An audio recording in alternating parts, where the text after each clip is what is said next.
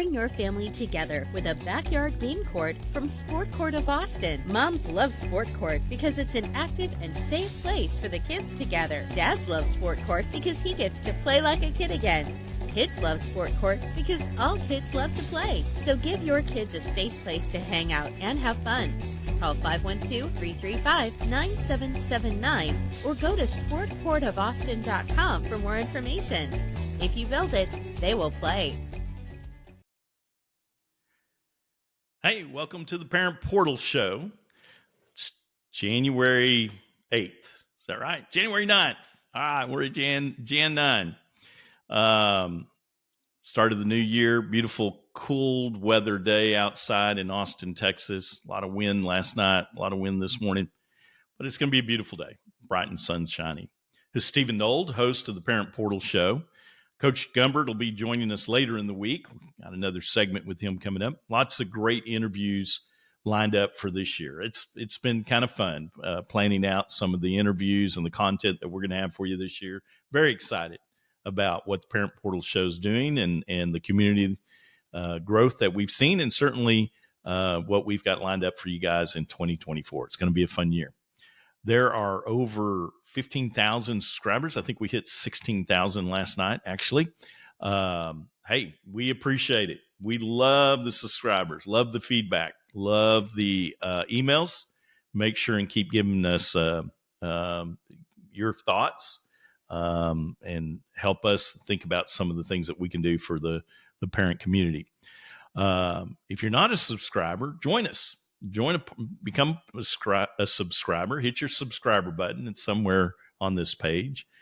Hey, like this episode if it's the content's good. If it's not, send me an email. Let me know it's not good. Provide any comments, feedback, and hit the bell if you want to get notifications of future episodes and when they come in. We got a lot of great content. We're going to be talking. All of this is courtesy of the NCAA, the NIL, and the transfer portal. A lot of things to be discussing. It is, and including last night's game, Michigan and University of Washington, UW beat the snot out of Texas and then turned around. And that actually was a decent game. Texas came back at the end almost, and that was a fun game to watch. But what we saw with Washington a week ago was not the Washington team that we expected to see last night. Michigan kind of held their place. I have a lot of thoughts about Michigan, more specifically about Jim Harbaugh, but I'll hold those for now. We'll just dig into some of this content. So we've got some great topics today. We're going to be talking a little bit about college athletes becoming employees or not becoming employees and why that's probably not going to happen anytime soon. Certainly want to talk about there's some interesting numbers, finances behind the Washington-Michigan game, and there's some reasons why it makes all the sense in the world for the Power Five or the fifth conference, the West Coast Conference, Pac-10 blew up, and a lot of it has to do with the finances. Don't think for a moment that this isn't still all about the money, all about the finances. We talk about how we're out to promote the kids and do all this great stuff for the kids. I wish that were true sometimes. I don't see it. We can get into that a little bit. We're also going to talk about NIL this week and discuss how those rights have been, NIL rights have been a huge benefit for swimmers. Get into that a little bit. It's gotten interesting for the swimmers. And also, one of the questions kind of predicting, it's that time of the year where we all kind of look back at what happened last year and the craziness that happened. And then we try to predict or forecast what's going to happen next year. I think one of the things that we're going to see is this may be the year of donor fatigue. There's some accountability to these numbers, and it's not an endless pot of gold. It could be for some teams. Texas seems to have some pretty big funds behind them, but at some point in time, the money's going to slow down a little bit. And is this the year 2024 that NIL donors start to ask from accountability perspective? What are we doing with this money? Why are we getting Why are we getting the results that we're getting if we're kicking this money in? The coaches have stepped up. They've said that in order to buy the quarterbacks that they need, they've got to have bigger checks, and the bigger checks are written. And when they're written, those alums expect some results. And a team that can't produce with the bigger checks is going to run into some challenges. So we'll get into that a little bit. So we got a great segment today. A lot of fun. So let's jump into why college athletes are not employees yet and why they may not be employees anytime soon. And this is just kind of based off the letter that Charlie Baker sent out on December 5th, that little 2023 proposal letter that he called it, that he sent out, kind of an open letter. Here's what that letter did. He created a new kind of an elite group of schools within the Division I bracket that would permit institutions to provide previously prohibited pay-for-play cash. So pay-for-play is still in play, and provide unlimited educational benefits. Now, Forbes did a great article and assessment of this last week. Their assessment, everyone knows it's, Charlie Baker's letter talked about paying at least $30,000 cash per year under this enhanced educational trust funds label. And half of that would be eligible. Half of that money would go to, the criteria was at least half of all the eligible male and female Division I athletes would be eligible for that monies. And so it was a little vague. He didn't really talk that much about how it's being distributed. There's probably some questions around that. There's still some questions around how the medical and some of that works too. The schools will be still able to offer unlimited NIL. Now, I said schools instead of collectives, so it kind of raises the question on whether collectives are still going to be in that role. With some schools, they've done a great job of kind of keeping it at arm's length. Some of these schools, these collectives are starting to get kind of questionable, and that's where some of the problems are going to happen. But with all of this done, all this said, and where Charlie Baker's going with it, how does he still consider that these college athletes wouldn't be employees? I don't get it. I don't understand that. And I'm not sure why he has to keep that position. I know why he has to keep that position, because he's trying to save monies for the universities and the conferences. Well, we'll see how that goes. If Charlie Baker's really listening to all these student athletes like he claimed he did, before the football season started, when he got hired, he went out and he did this big tour of all these campuses and went to different universities to listen to all these student athletes. I don't know how he doesn't understand that the student athletes would like to have some kind of representation, some kind of protection, some kind of additional leverage at the table, is basically what a labor union provides. It gives them the chance to step into a stronger negotiating status and be able to protect some of their own player athletes. You're asking the NCAA, this is the whole reason this is an antitrust issue. When there's only one person making this decision, that's a monopoly. That's a problem. So in order to give the student athletes a fair shake, they need to have someone else representing them at the table. But anyway, I won't go too far down that rabbit hole at the moment. So I think that, we've said this before, do a real research. If you're going to really say you're collecting feedback from students, then do a formal research effort and actually give student athletes the chance to provide that feedback in a research mechanism that collects those answers and that feedback in a way that's unbiased, that's not tainted, that's just done in a standard way, in a way that processes the questions and the answers correctly. So what we run into now is so why is Charlie Baker doing this? Well, if the NCAA has a judgment against it, it could bankrupt them. There's no doubt that this $4 billion, and that's just the tip of the iceberg. It could be a lot more than $4 billion, but that $4 billion lawsuit is going to put the NCAA into instant bankruptcy. And it certainly will jeopardize the institutions also, and the FBS, the Football Bowl Series, would have some liability there. So we've got to understand that that's why they're still staying so strong with the position that they have. I don't think it's right. I don't think Charlie's doing the right thing, but that's what they're scared of. There are 4 lawsuits currently that are pending. There's kind of 4 major ones. It's the House versus NCAA and the Power 5. And basically, that one is an injunction that would strike down all NCAA prohibitions on NIL payments. And it would seek damages from 3 classes of athletes for NIL payments from media rights revenues, which is huge. That is huge.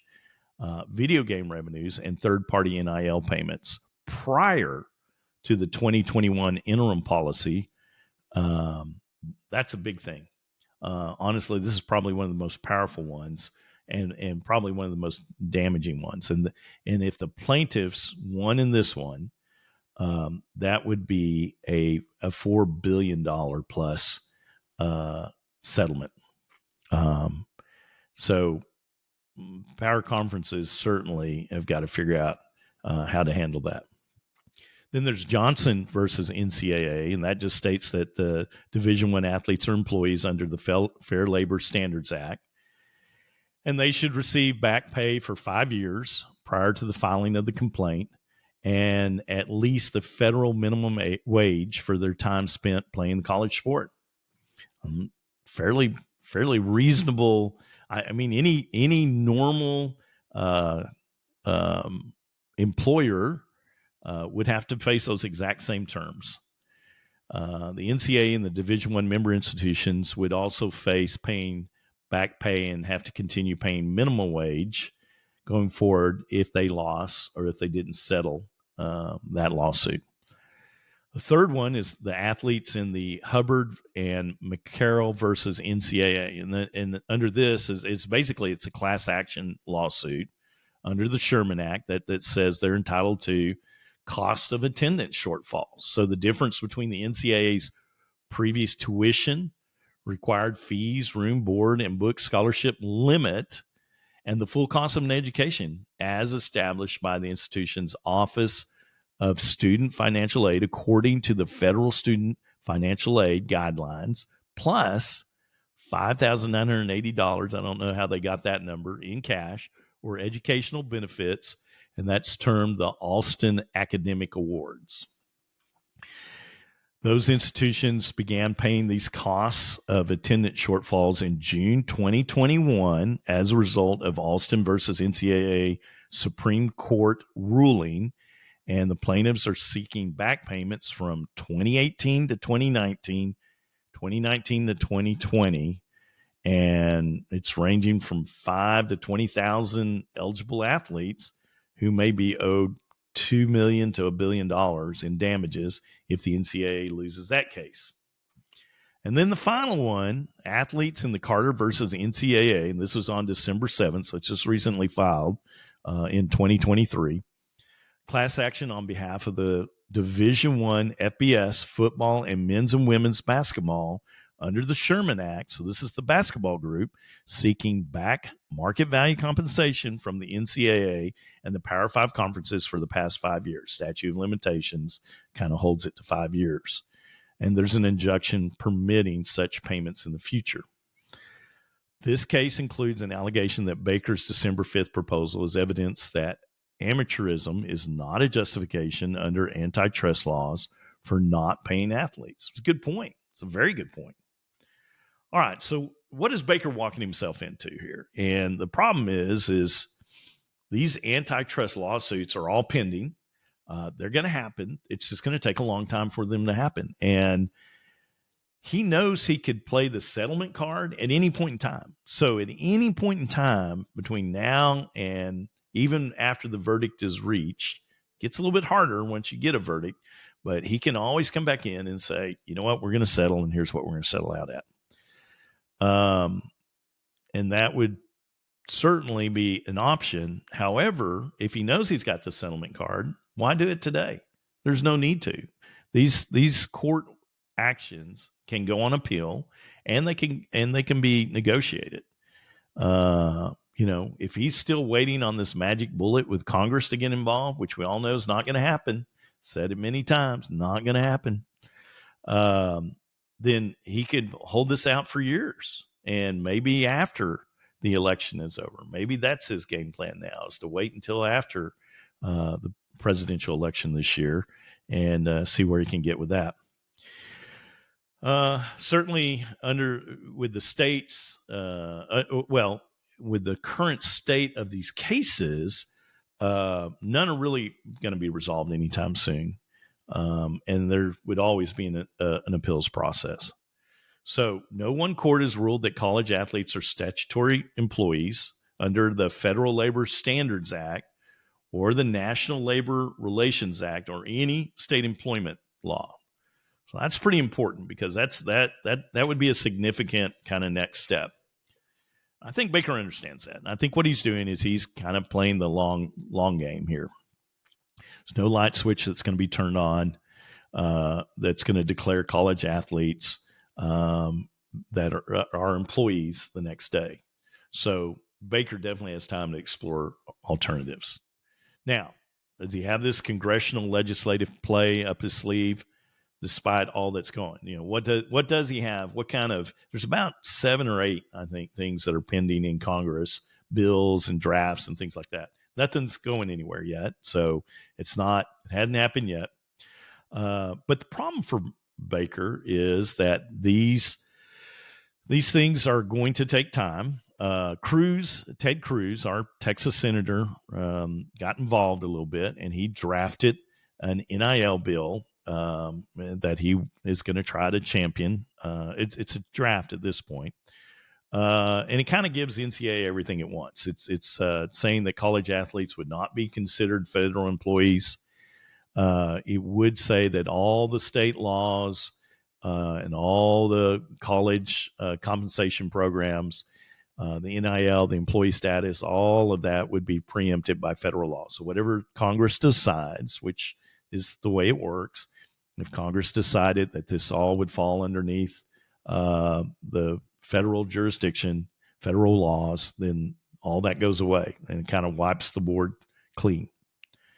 NCAA would probably receive the most important part of it is the antitrust exemption. That's what they're looking for. That's what gives them kind of the ability to be the king again and be the monopoly over all of these programs, and to have all the athletes kind of kowtow back to what the NCAA says the rules are. I think it would be very unpopular. I think there's going to be a lot of legislators that are not going to sign up with this idea because, even in an election year, it's huge hot potato. Huge. I mean, that's not a hot potato. That's uranium, radioactive uranium. But after the election, I still don't see Congress being excited about this. I think the sentiment around the country is that this needs to change. And for the NCAA to kind of keep their heads buried in the sand and try to keep this antitrust legislation going on, this antitrust approach is old school. It's just the wrong way to do it anymore. So what do we do? So we've got this Cruz draft. It almost sounds like it was drafted by Charlie Baker and the Power 4 institutions, not the Power 5, the Power 4 institutions. But it would certainly be a holy grail if they got this passed. I wouldn't bet on it. I don't think Cruz has got the ability to carry this forward. I don't think he's got the support. I don't see this happening anytime soon. There are 7 other congressional NIL bills. There's no clarity on NIL. They're avoiding mentioning employee status, that is a little bit of a hot potato too. That causes a lot of challenges. We saw the transfer portal regulations that the NCAA had tried to keep in place a couple of months ago. We saw that get knocked down pretty quickly by the courts. And what we're seeing right now is that the actual courts are the ones that are making the rules up. Now, states are making rules up too, but the courts are going in and clarifying what they see. And that's going to be a problem. That's absolutely going to continue to be a challenge for a lot of these programs. The problem with that, and why that's not a good thing, is courts get involved and they have to deal with it on a piece by piecemeal basis.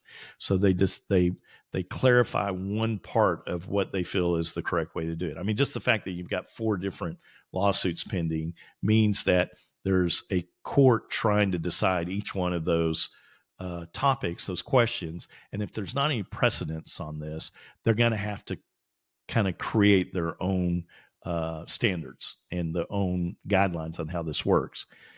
Some courts can overrule other courts, appeals process, and who knows, will this get all the way up to the Supreme Court? I hope not. I really hope not. That would just be such a waste of time, but it could be.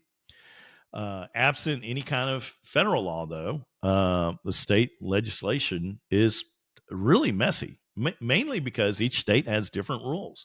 So here you've got all these states that are trying to set up and only have jurisdiction over their own institutions. So they're going to put in rules. They're going to protect their institutions. They're going to protect the money. They're probably not going to protect the athletes. They may give a little more to the athletes. They certainly are allowing the NIL, which is, that ended up being good for the athletes. But beyond that, it ends up being kind of crazy and silly that we're having to piecemeal it. But again, this is all because of the vacuum power that the NCAA created when they backed away from putting out the standards and jumping in a coherent, conclusive way with how this process and guidelines should work. So anyway, even if the federal courts were to decide that college athletes are statutory employees under federal law, then we'd have to deal with state labor laws. That would certainly require a federal preemption, which happens. That could happen very easily. A lot of states will probably look to other states. Michigan and Ohio have gone pretty positive. They've had a lot of definition around employee, and they've decided that student athletes are not employees right now. So, this is an uphill battle for student athletes. It's certainly one they can win. They've got a lot on their side right now, mainly because they're the ones who they're the ones creating the money, right? And when you're the one that's bringing the money in the door, you have a tendency to have a little more discussion at the table, and especially if you're organized. And that's one of the things that I think has helped a little bit is the students have come together and tried to address this issue or bring this to a forefront so that it does get addressed. So where are we? Right now, we've got a hodgepodge of rules all across the states. It is concerning when we start getting into how high schools students are going to be treated and what their opportunities are. I think there's 32 states now that allow high school students to take money. That's crazy. I think there's no clear definition of what that looks like. And it could cause some problems for kids leaving states to go play for other states. I just heard that as a potential something happening from an athlete moving from Texas to Oklahoma to just for that exact reason. And to me, that's sad. That's the state that we're in. Is it going to get solved this year? Probably not. Are the courts going to keep moving forward with it? Yes, they will. That's what they do. Will NCAA will Charlie Baker, excuse my French, pull his head out of his butt, but and start to realize that he's on the wrong side of this equation? I doubt it. I think Charlie Baker's days are numbered.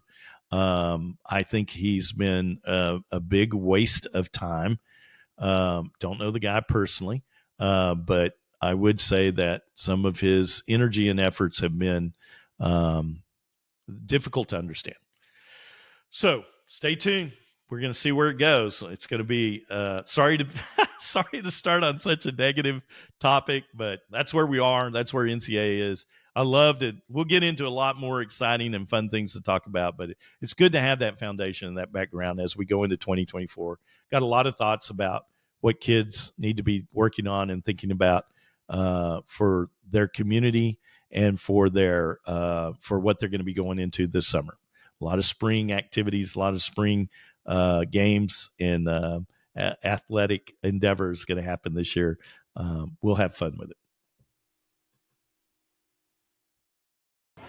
For nearly 50 years, Town & Country Sports has been the heartbeat of youth sports in North Austin, promoting fair play, sportsmanship, and most importantly, fun. TNC Sports is for kids of all ages, no matter the skill level, and we encourage the whole family to get involved. Right now, registration is open for soccer, flag football, baseball, girls volleyball, softball, lacrosse, and more. Space is limited. Don't wait. Sign up today at tncsports.org. TNC Sports. Come play with us.